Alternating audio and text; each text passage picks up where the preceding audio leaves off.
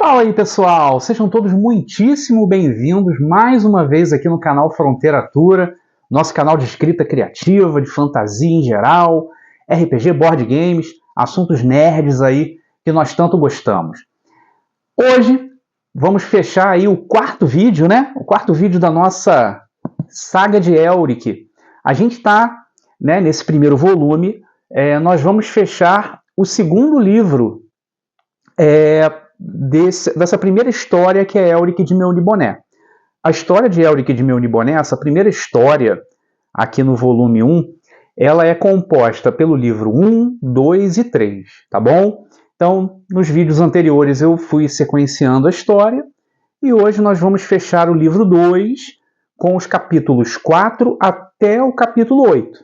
E depois vamos dar continuidade na história com o livro 3. O livro 3 fecha essa primeira história, que é Elric de Meuniboné, aqui no primeiro volume. Vamos embora? Então, o que nós temos até então? Nós temos Elric, né, o rei de Meuniboné, o imperador meuniboneano.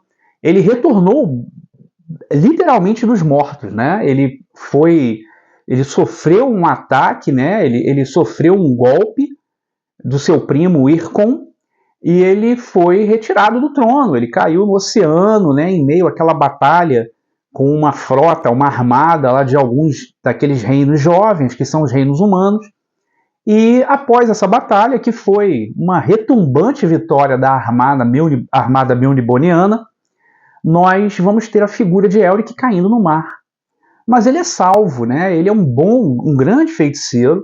Ele tem muito acesso a essas artes mágicas negras, proibidas, e que são, historicamente, aí, há milênios, são utilizados aí pelos reis, pela linhagem antepassada do próprio Elric. Então ele sabia como convocar, ele sempre teve muito contato com esses seres, né, os senhores do caos, que são esses seres pelos quais os meunibonianos rendem orações, são os deuses, né, meunibonianos, uma coisa meio Lovecraftiana, além dos elementais e os reis dos elementais.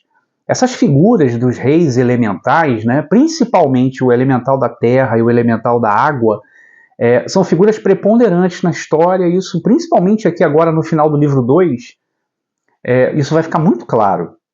Então nós temos Elric entrando em contato com o rei Stracha, que é o rei dos elementais da água, e que vai trazer Elric de volta. Ele vai voltar para o trono de Rubi de forma surpreendente, né? E vai assumir o manto, finalmente, da liderança mais autocrática, né? De um imperador meuniboniano, o que se espera de um imperador meuniboniano.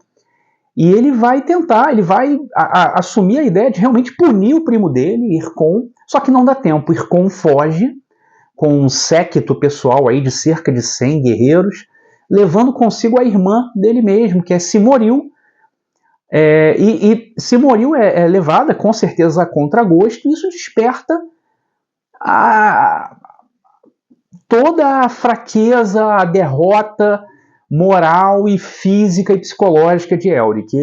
Porque ele assumiu uma ideia de se tornar um imperador de fato meuniboniano, como acham que ele deve ser, e justamente nesse momento a pessoa que ele mais ama é sequestrada e o seu maior inimigo, o adversário, foge com ela.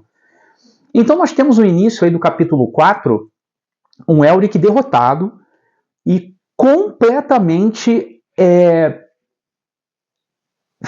com a ideia na cabeça famigerada de perseguir Ircon, saber onde é que ele está, e descobrir o destino, né, do primo dele, Ircon, e por consequência sua prima também, Simoril, e ele envia tropas e mais tropas, e os dragões com cavaleiros montados, para todos os cantos dos reinos jovens, né, dos reinos humanos, para descobrir aonde que Ircon se meteu, onde é que ele está se escondendo. Então entende-se e é um período que vai durar meses, assim. Elric, uma tropa vai retornar sem respostas, sem dados alguns, assim, de onde está, de onde Ircon possa estar, e ele vai mandar de volta. Ele vai ficar, inclusive, com a defesa bem fraca em Meuniboné. A Ilha Dragão, ela vai se transformar numa grande cidade quase vazia com relação às suas defesas, com relação aos seus homens, aos seus exércitos, porque ele vai enviar todo mundo para todos os cantos para tentar descobrir onde que Hircon e Silmaril se meteram, né? Onde Hircon fugiu com a sua prima. E ele não tem respostas. Ele não vai ter respostas, os meses vão passando, e isso acaba influenciando ainda mais Elric psicologicamente. Ele vai se tornando cada vez mais recluso, derrotado, até que ele tem uma ideia. Há dentre todas as entidades e os senhores do caos, né, pelos quais os meunibonianos rendem homenagens e rezam, existe um em particular que é o maior deles, que é conhecido como o rei, o senhor do caos, que é Arioch. Arioch é uma figura demoníaca, né? A sociedade meuniboniana rende homenagens a essas figuras mesmo caóticas. E Arioch é um demônio poderosíssimo, é quase que ao meu ver, uma figura como Lúcifer. E ele vai, e é tido que há muito tempo ninguém mais consegue contato com Arioch. Arioch, existem feitiços e rituais que você poderia, em tese, entrar em contato com ele, mas ninguém o faz porque ninguém teria forças, né, em tese, para conseguir isso. Seria uma façanha tremenda. E Elric vai fazer o ritual e ele vai conseguir. Ele vai fazer o contato com Arioch e ele vai, nesse contato, ele vai se colocar à disposição. É como se ele estivesse vendendo a alma dele a Arioch. Arioch, ele vai perguntar ao imperador o que ele deseja, né? Então, é muito claro essa figura demoníaca, né? Essa tentação. E vai perguntar a Elric o que ele deseja. E Elric vai falar: eu quero saber onde está meu primo Hircon e a irmã dele, minha prima Silmaril. E ele vai falar, Arioch vai falar: olha, eles estão em dois reinos bárbaros e extremamente isolados no sul lá das terras, muito além desses reinos mais jovens, que são até um pouco mais civilizados. São dois reinos chamados Iu e Oin. Seriam dois reinos vizinhos, extremamente bárbaros mesmo, isolados, e de forma muito conveniente, Hircon fugiu com o seu séquito, levando Silmaril para essa localidade, para a capital, Dorfaz, se eu não me engano, a cidade, né, que é a capital que os dois reinos inclusive dividem a capital. É uma capital para os dois reinos, que fica na foz de um rio e tudo, uma região pantanosa, de floresta, enfim. E é muito pouco conhecido, inclusive. E o que deixa Elric absorto é que, como que se esses reinos existem, ele mandou seus cavaleiros dragão e mandou suas tropas para todos os cantos do mundo. Como é que não trouxeram essas informações? E aí é Arioch que vai falar que nesse local existe um espelho, o espelho das almas. Seria um espelho que estrategicamente colocado num ponto da cidade, onde, ao fazer contato visual com esse espelho, sua mente é apagada. O espelho ele suga o seu conhecimento, a sua alma, tudo que você é sugado para dentro daquele espelho, e a pessoa ela se torna absorta, vazia, para receber novas instruções, ou você colocar ali dentro da cabeça dela o que você quiser. Então isso pode estar sendo utilizado por Hircon, para inclusive algumas tropas que possam ter chegado lá e ao descobrirem, né, o verdadeiro paradeiro de Hircon e Silmaril, eles foram, né, surpreendidos aí pelo espelho e acabaram sendo vitimados. Então Elric não recebeu informações, talvez justamente por isso. E aí Arioch ele vai exigir de Elric o serviço. Ele vai deixar claro que em algum momento ele vai falar para Elric: eu vou te ajudar, o teu primo está em tal lugar, mas quando eu precisar de você, você vai ter que estar aos meus serviços. E Elric cede e vende, né, a sua alma para aquela entidade, o Senhor do Caos, Arioch. A partir daí, nós vamos ver um Elric apaixonadamente entretido em formar uma expedição que vá alcançar esses dois reinos, que ele não conhece, ele não sabe onde fica. E nem as pessoas, né, os meunibonianos ao redor dele também sabem. Então o que ele vai pensar? Primeira coisa, eu preciso chegar lá rápido e levar uma força comigo para derrotar o meu primo e poder resgatar Silmaril, mas eu preciso que isso seja rápido, e não há uma forma segura de levar uma força com ele rápida que ele conheça. E aí chega um momento em que ele é orientado por Tvitvar, que é o seu capitão, né, Cavaleiro Dragão, é o seu capitão comandante das suas forças pessoais, né, da guarda real e de elite ali do próprio Elric. Ele vai dar uma orientada, né, em Elric e vai falar: meu imperador, por que você não procura novamente o rei Stracha? Para quem não se lembra, o rei Stracha é o rei dos elementais da água e que tem uma relação muito próxima com Elric, né? De todos eles, você vê claramente que o rei Stracha ele é simpático ao Elric. E Elric, nossa, é verdade, vou né, me orientar com esse senhor elemental das águas, né? E através do rei Stracha, ele vai lá fazer um ritual novamente e ele vai descobrir que há uma forma dele chegar rapidamente nas terras, né, desses reinos bárbaros onde o primo dele, Ircon, está escondido, né, junto de Silmaril e seu séquito, que seria o navio que navega nas águas e na terra. Né, uma coisa, né, bizarra, mística, e é verdade. É um navio que não foi criado pelos homens, é um navio de uma época ancestral, celestial, e esse navio ele foi construído por ninguém mais, ninguém menos que Grom, o rei dos elementais da terra. Então houve um acordo entre o rei elemental da água e o rei elemental da terra, e o rei Grom cedeu esse navio que navega na água e na terra, nos mares e na terra, para o rei Stracha, em troca de algumas terras, né, que seriam águas que recuaram, e o rei Grom ganhou novas terras no planeta, isso numa época muito distante. E aí esse navio ficou para o rei Stracha, e ele oferece a Elric. No entanto, o que o rei Stracha vai falar para Elric é que Grom sempre foi enciumado. Ele sempre desejou, de forma inconsciente, o navio de volta. Embora tivesse tido aquele acordo milenar lá atrás, fica claro para o rei Stracha, né, o elemental das águas, que Grom ele gostaria de ter o seu navio de volta. E alerta Elric: olha, pode ter algum problema aí durante a viagem com esse rei elemental da terra, o rei Grom. Elric tá nem aí para isso, ele tá se lixando, ele quer realmente cumprir a missão de se vingar do primo e resgatar a prima, a Silmaril, de volta. E em dado momento Stracha fala para ele: então tá legal, vou te enviar o navio.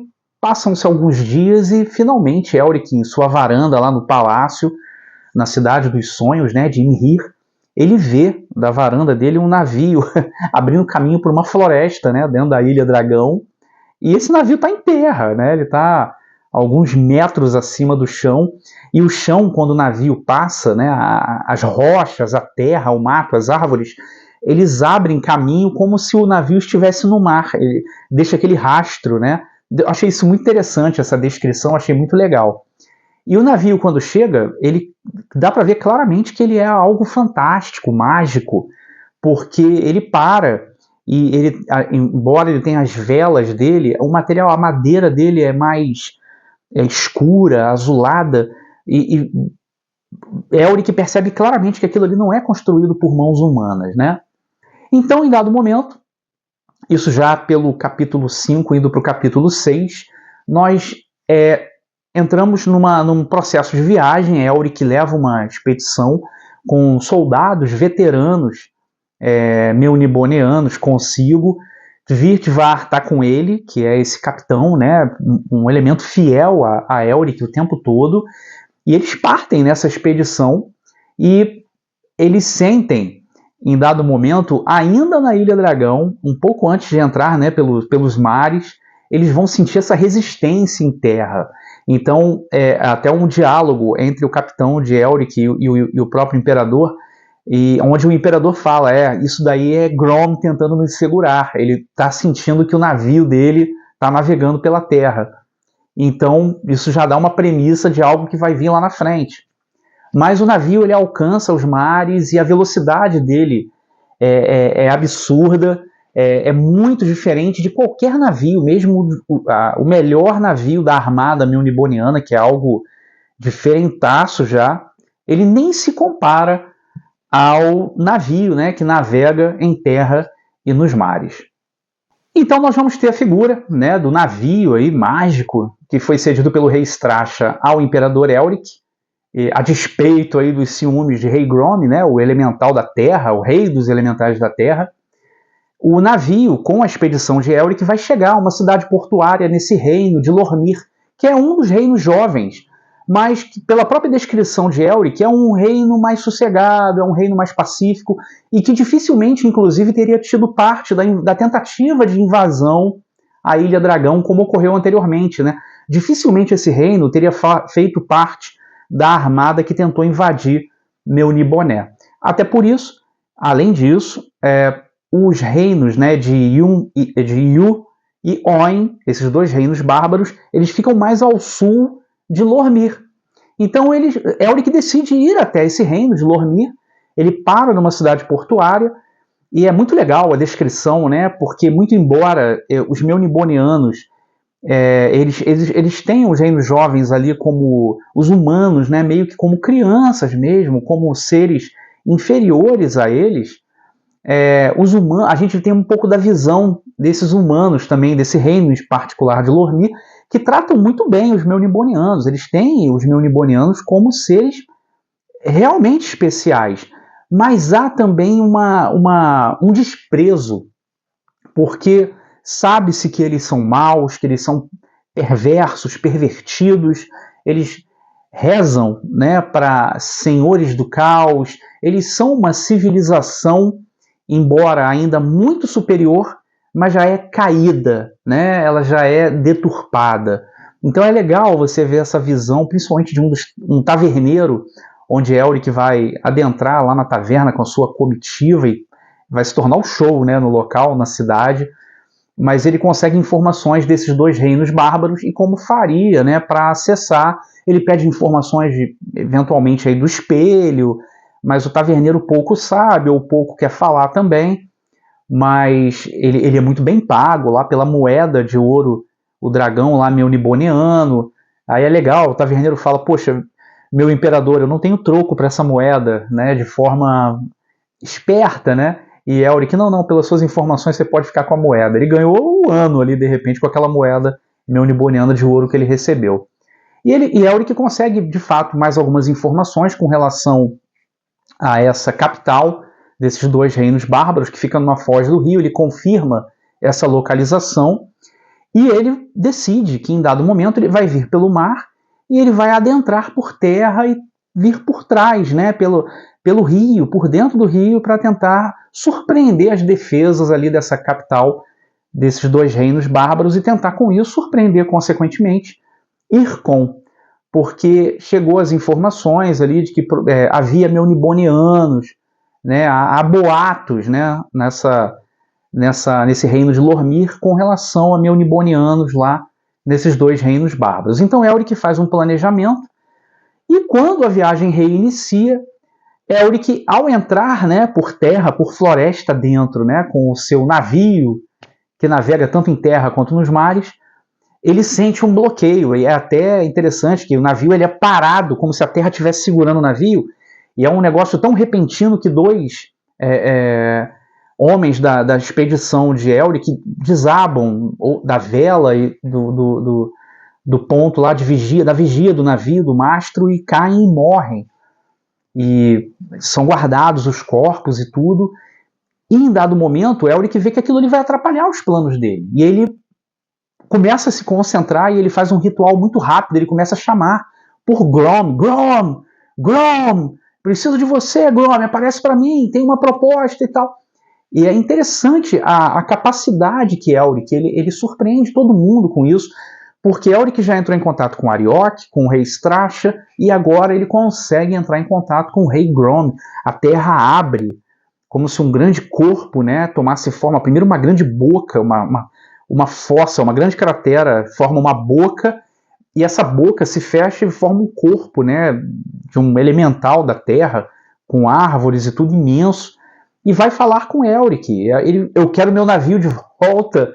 E Elric vai falar que ele não é o senhor do navio. O navio está emprestado com ele. O navio é do rei Stracha e ele não tem ordem para dar ao rei Grom. E é muito legal que enquanto o rei Stracha tem esse espírito da água, ele é uma coisa mais intelectual, inteligente, volátil, mais. Talvez eu não esteja me sabendo explicar. A leitura é fantástica nisso. O rei Stracha, ele é mais coisa com as palavras, né? Ele tem mais articulação. O rei Grom não, ele é grosseiro como uma pedra. Não, eu quero meu navio, e que isso, que aquilo. Ele é bruto, ele é primitivo, né? Como um elemental da terra, né? A gente imagina. É muito legal essa descrição que Moorcock, né, o autor, dá ao rei Grom, né, o rei dos elementais da terra. E Grom vai exigir o navio. E ele vai falar, não, eu não posso dar o navio, você vai matar a gente. Aí rei Grom fala, Grom não mata. E aí Elric fala, não, você mata sim. O rei dos elementais da terra matou 2 ou 3 eu acho, dos meus marinheiros aqui, dos meus meunibonianos da minha expedição. E é legal que o rei Grom vai ficar surpreso com aquilo. Não, eu não mato. Grom não mata. Ah, mas você matou. E eu acho que ele dá um peso na consciência do rei Grom e ele acaba cedendo à utilização do navio, contanto que não faça mais uso por terra. Pode usar pelo mar. Isso frustra os planos de Elric para chegar e surpreender, né, a cidade onde Ircon, né, a capital daqueles reinos bárbaros, onde Ircon se situa, né, onde ele está, mas é o que se pode fazer. Elric vem novamente pela foz do rio e prepara, né, um ataque surpresa a essa cidade onde Ircon e a sua irmã Simoril estão escondidos. Então, finalmente, no capítulo 8, né, o último capítulo aqui desse livro 2, nós vamos ter essa investida de Elric, né, e sua expedição de meunibonianos até a cidade de Doscan, se eu não me engano, que é a capital desses 2 reinos bárbaros, né, de Oin e Yu, e que são realmente reinos primitivos. A cidade de Doscan, ela é primitiva, bárbara mesmo, edifícios baixos, mal construídos, muita sujeira, muito embora haja no porto dessa cidade diversos navios. Então fica claro para Elric, quando eles estão entrando na cidade, ali, começando a fazer esse ataque surpresa, que 2 situações estão ocorrendo.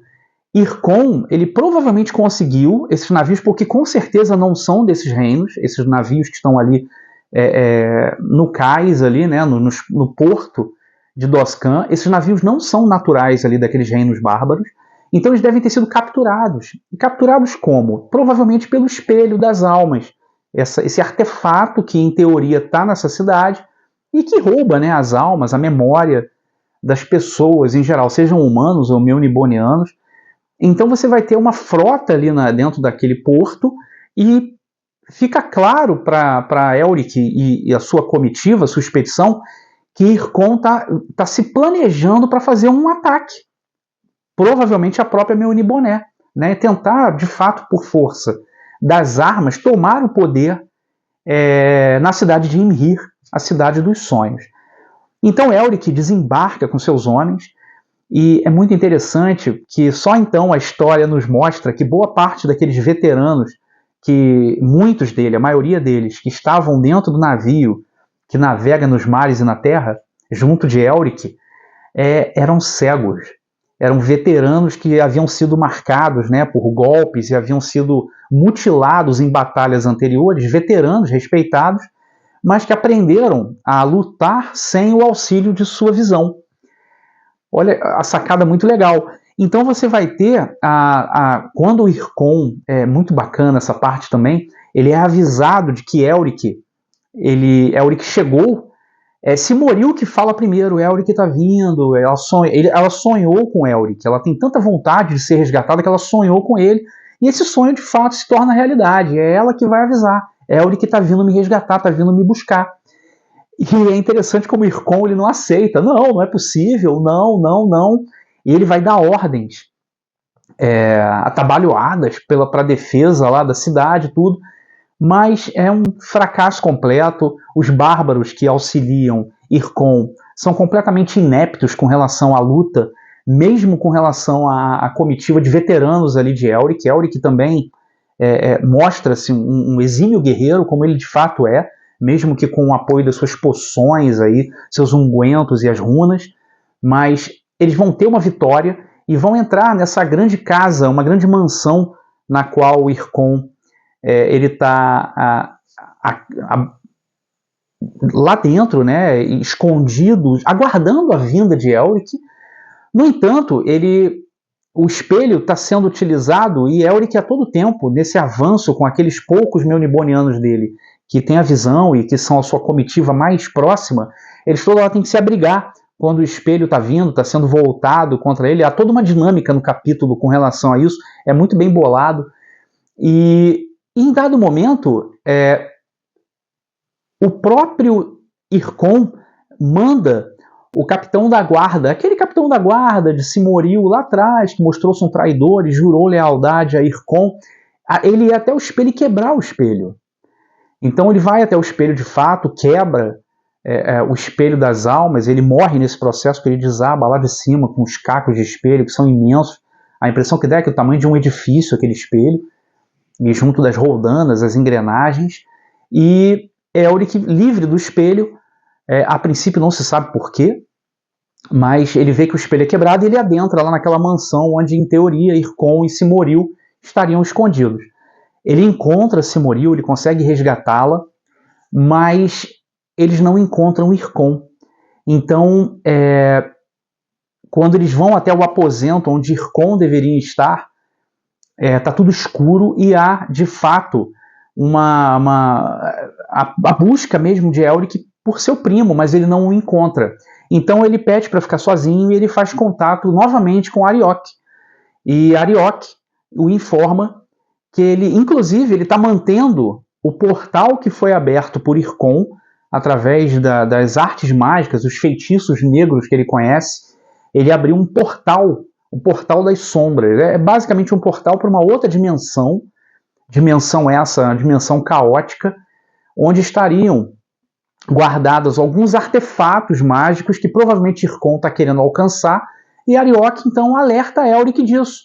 Olha, você tem que ir até lá se você quiser impedir o seu primo antes que seja tarde, porque se seu primo Ircon colocar a mão nesses artefatos, é o fim. Você vai ser derrotado, você vai ser destruído, meu Niboné, ou vai cair, ou vai de fato ter que se sujeitar a um novo imperador que será Ircon.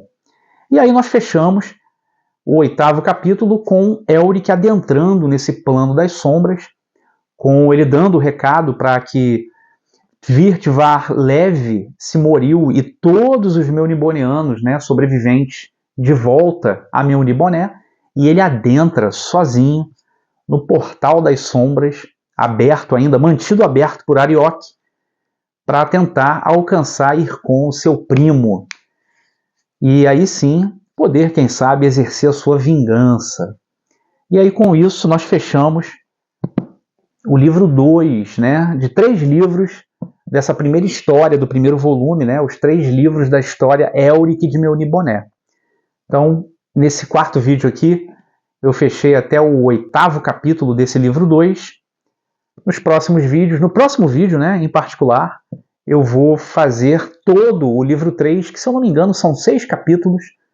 Então eu já estou lendo, impressionante, é muito bom. E fechando esses capítulos, eu faço o próximo vídeo com o 3º e último livro dessa primeira história, do primeiro volume, que é Elric de Meuniboné, dentro de sua saga. Tá joia? Espero que vocês todos tenham gostado desse vídeo. Eu estou curtindo muito a leitura da saga de Elric, é um personagem que eu sempre fui apaixonado, sempre lia coisas separadas, aí, alguns quadrinhos, algumas histórias de editoras anteriores que colocaram algumas histórias e tudo, mas era tudo sempre muito quebrado. A editora Pipoca e Nanquim lançou essa edição aqui, toda compilada, lindona, e está sendo primoroso, uma história maravilhosa. O que vocês estão achando? Vocês estão gostando? O que vocês acham de Elric? É uma boa leitura.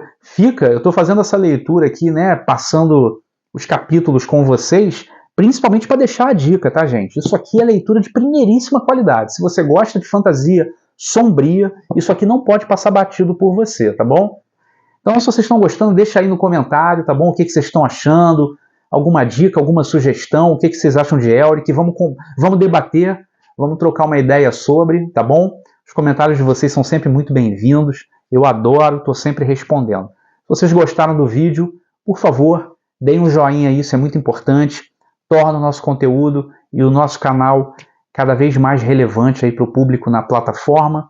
A plataforma entende que o nosso canal é bacana, passa boas informações e passa para mais, aumenta o alcance, né, do canal Fronteira Tour aí dentro da própria plataforma. E se você não for inscrito, peço a vocês aí essa gentileza, se você achar conveniente, pertinente, se inscreva no canal, isso também é muito importante para a gente. O canal é pequenininho, mas está crescendo e cada um de vocês aqui tem muita importância, tá joia? Muito obrigado pela presença de cada um de vocês e até a próxima.